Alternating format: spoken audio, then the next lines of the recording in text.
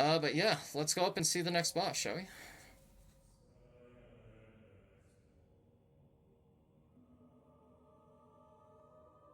This is kind of what I hate about Demon Souls. Demon Souls has so much aura, but like the bosses aren't really visionary enough for it to kind of hit. You know what I mean? It's like they do all this really cool cinematic shit. No, Flame Lurker isn't really all that memorable for me. Like, none of the bosses in this game I remember as fondly as I remember all the other bosses. Like, if I can think back to, like, bosses that I thought were really cool, like DS1, Artorias of the Abyss, you know, Dark Souls 2, like, the Burnt Ivory King, Sir Allant, Fume Knight, shit like that. DS3, Dancer of the Boreal Valley, Pontiff Solivan, like, Yorm the Giant.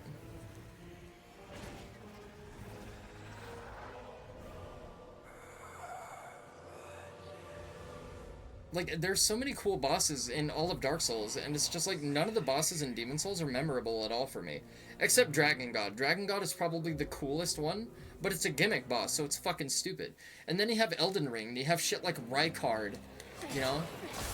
And you have Renala, or whatever, the fucking Priestess of the Moon, in the fucking Magic Academy and all that bullshit. And then you have Radon, fucking Conqueror of the Stars. Like, dude, like, bruh. Like, I'm sorry, dude. Like, as much as I bitched at Elden Ring for, like, the way the game is constructed and shit, its bosses are memorable as fuck. But yeah, these guys are tit strong, by the way, because this is the third Latrian area. So these guys are, like, really hardy. Like, you gotta really beat the shit out of these guys. Because they're getting up into the big leagues! I don't think so, Squid Daddy. Maybe. Yep. That hit me? Bitch. Fucking cheater. Take that in your fucking squid gills, dickhead. Give me that fresh spice. For me, he was memorable just because on our first playthrough back in 2009, my buddy and I had to cheese him because we couldn't get past him otherwise. But it's not a good kind of memorable. Yeah. Well, I mean, like, every Souls game has certain bosses that leave bad tastes in your mouth, right? But that's kind of the joy of the first playthrough. That's kind of the joy of the blind run, is getting your ass stomped in. Like, I remember when I played DS3 for the first time, and I first got to the Abyss Watchers, right? With my +2 dinky short sword, and I was sitting there like, oh yeah, like, sick boss, sick intro, cool gimmick. Alright, let's go, let's do it. And then I was on there for like 2.5 hours, 3 hours, and I was like, why the fuck would they do this shit? And it's because I didn't want to run around grinding smithing stones. I didn't want to go explore and fucking kill basic enemies and grind. Like, I didn't want to do that. I just wanted to play the game, you know what I mean?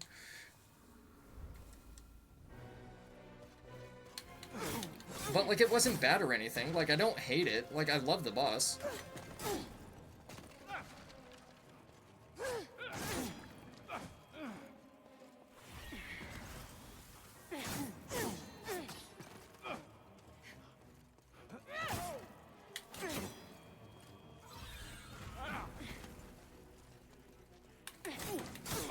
I just no-hit old monk, let's go. Alright, so the thing about this boss is you may be like, that was a boss fight? Are you fucking serious? This boss, much like Half-Light Spear of the Church in DS3 DLC, which again is a really sick expansion, this is supposed to be a PvP fight, but because I'm a broke hoe and I don't have any money, and I can't afford PS Now or whatever the fuck it's called, I don't have online, so you just basically get an NPC invader douchebag. But this is supposed to be a straight-up PvP grudge match, cage match thing, and that's supposed to be what the gimmick to this boss is. Yeah, so much like the Half-Light fight, it's kind of like a narrowed-down, watered-down, reduced version of that. It's kind of like a Temu Half-Light Spear of the Church fight. So that's kind of the gimmick to the old monk. Not really anything to write home about. It's not seriously cool or anything. I just used the mixed demon soul, but I don't think I use anything for it anyway, so it's kind of whatever, you know. Let's go back to the Nexus.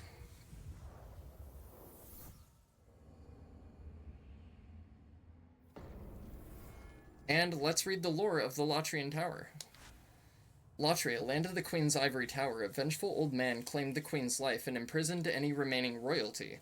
The prison echoes with the resentful cries of its inmates, tormented by their inhuman guards. Archstone of the Fool's Idol Demon. A church devoted to an idol that mimicked the queen gave the prisoners a ray of hope, but no doubt a deep malice awaited them, poised to mercilessly dash what faint dreams they had.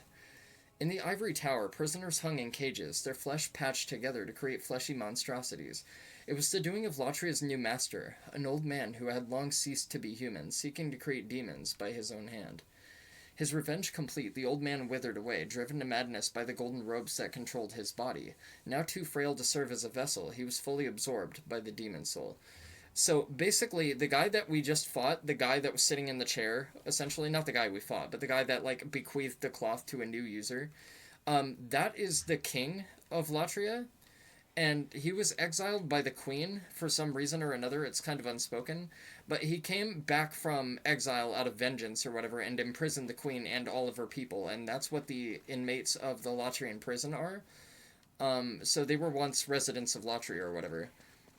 And then, I think he killed the queen, but the queen's idol, the fool's idol, was made in place to, like, have the, visage of the queen, for, like, the users to hail, to still believe there was some sort of ray of hope for them, you know, for salvation or anything, but, like, he just manipulated their hatred and made new demons out of the prisoners of Latria, and that's pretty much what the lore of the Latrian Tower is.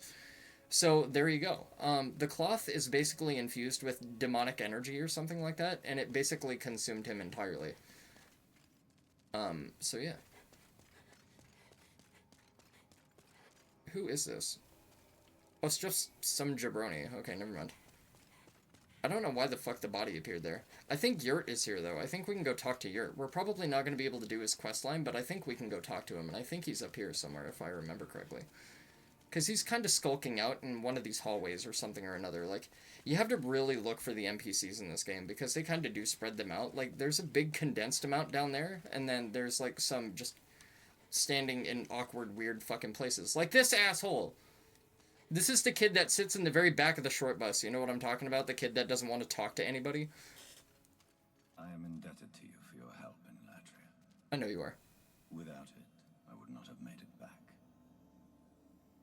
Now, I can go on with my work. He says very evilly. Thank you. And in regards to my work, don't inquire about what kind of work it is I do. Just look the other way. Don't ask any stupid questions, and I won't have to murder you while you turn around. And you're like, what? And he's like, what? I said, have a nice day. What did you hear? Nothing. Alright. So yeah, that is Yurt the Silent Chief, and as his name implies, he is a assassin. He's supposed to be very quiet. The Gold Demon Soul can either get you a very, very good catalyst for, sorcery incants, I think, or it can get you a really good miracle, but I don't remember what miracle it gets you. Banish. Send Black Phantoms back to their world. I don't really need that, so it's kind of garbage for me. Recovery. You can get Colorless Demon Soul ×3. That's really, really good. Recovery is fucking goddamn insane. Like, recovery is fucking goated. It's super fucking good. But you only really want to get it if you have the Colorless Demon Souls to get it, and you're not really planning on upgrading a boss weapon like I did in this run. Oh, thank you. As promised. Let me teach you. I don't think Frake teaches you anything for, Oh, he gives you Homing Soul Arrow for the Golden Demon Soul. You know what? That might be good, actually. Yeah, you know what? I'm not gonna lie. I'm probably gonna pick that up. I'm not gonna hold you. Yeah, you know what? Fuck it. Let's get it. Fuck it. I should have seen what I got from her. Fuck. Actually, you know what? We can see. So we can see what could have been. We used the soul already, so it's not gonna matter. We're not gonna be able to get whatever she has available, but... Yeah, Golden Demon Soul. She gives you Soul Thirst. Increases souls gained from defeated foes. So if you work that in conjunction with the Silver Gauntlets and the Ring of Avarice, or whatever the fuck it's called, literally you can bank a crap ton of souls really fast, especially for boss kills. So if you're feeling ballsy enough and you want to go to the Latrian Tower as your first level, you can kill the Man-Eaters and kill the fucking stupid asshole in the Golden Demon Room. And you can come and free her, and then you can basically get all that shit as early as you want, but it's not really necessary, to be honest.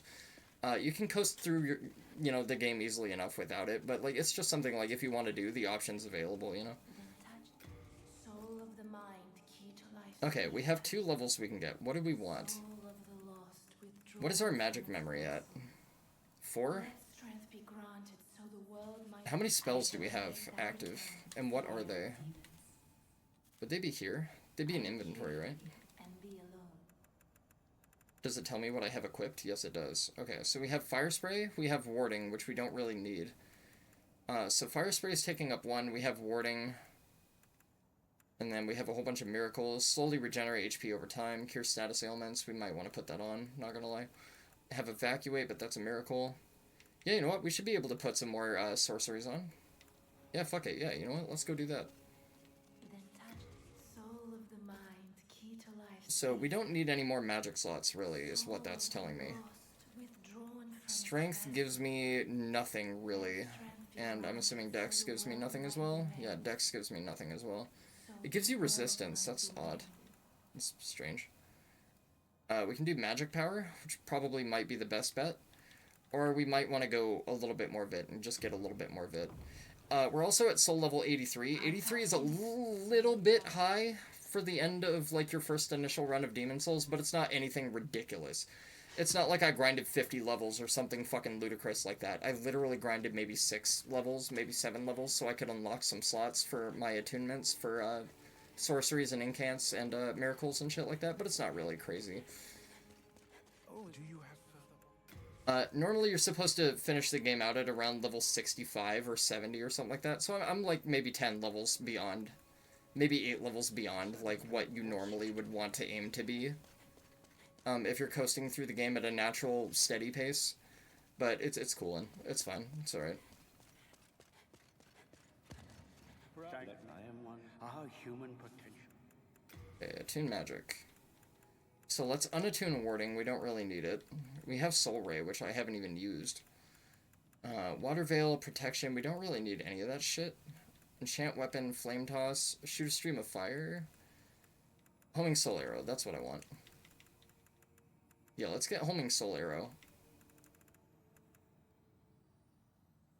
Yeah, let's get that. Guess I'll put diaries in cereal boxes. That dude shows up a lot in Dark Souls. Who are you talking about, Yurt? Yurt isn't in Dark Souls 1. Yurt is only in this game. Okay. So I think that's all the bosses dead. I think that's everything adequately showcased as much as I can really do in one run, aside from getting more colorless demon souls.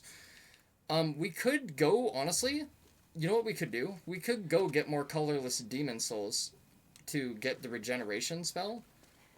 But honestly, to attune it as a miracle, how many slots does it take? If we were to get it, how much does it take? It takes 2 slots. How many do I have? I have 3 slots. And I love Second Chance and I love Evacuate. So I would have to do a lot of work to do that. I'm not really willing to put that work in. So for World Tendency, if we're being real here, we have the Demon from the Archstone of the Covetous King for the colorless demon soul. We did the Executioner Meralda Pit, so we have that colorless demon soul. We did the Archstone of the Digger King. The Archstone of the Tower Queen is now in pure white world tendency, so I'm not going to be able to go and fucking turn it all the way to black unless I die 15 times.